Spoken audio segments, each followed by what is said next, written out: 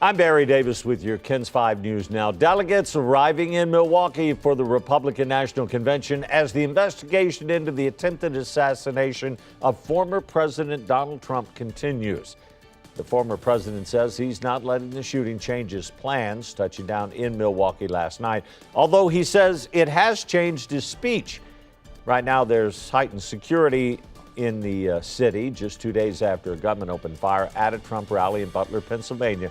The shooter and one Trump supporter were killed. President Biden has ordered an independent review of the incident.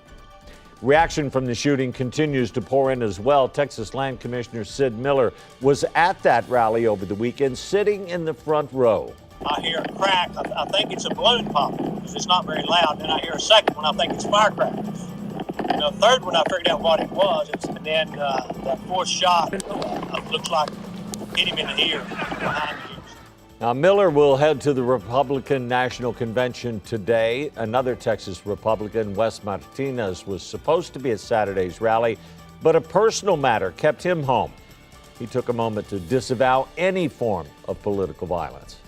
We're a very resilient nation, but nobody wants anybody to have an assassination attempt or anything like that. You know, that's not a Republican or Democrat issue. And I think that's what we're going to see, is we're going to see the coalition of people in the United States requiring and demanding that we put people over politics because they're afraid they could be next. Both Miller and Martinez commend law enforcement for their quick action in controlling that situation.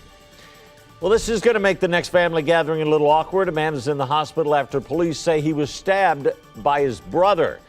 Happened at an apartment complex on Marbach and 410. The man's stabbing was so severe, officers immediately applied a tourniquet and pressure to slow the bleeding. That man was taken to University Hospital in serious condition. Officers say the suspect is the victim's brother. He was detained at the scene.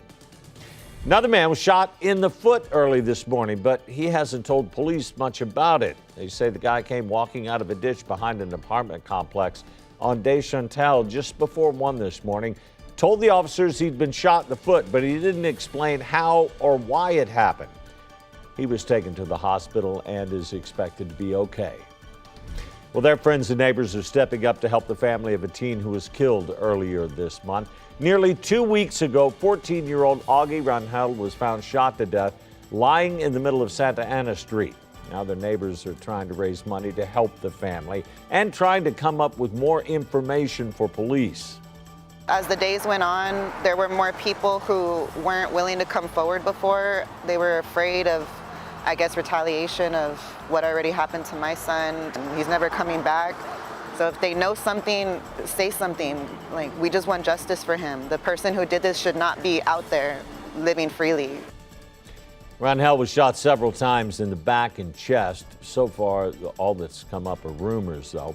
If you know anything about the shooting, you're asked to call police. We have an update this morning on those 9 puppies found abandoned at Hardberger Park. They're now with Animal Care Services. A group of runners found them early Saturday morning. ACS says the dogs are about 2.5 months old and they are healthy. At last check, some of the puppies were already on their website. If you're interested in adopting one, you can contact ACS. Might be a good day, Paul, to take a pup for a walk this morning, but you better do it in the morning. Yeah, mornings are definitely a lot better. It's going to be a hot one today, mid-90s, 95, 96, partly cloudy skies, and at 10 o'clock, temperatures in the mid-80s.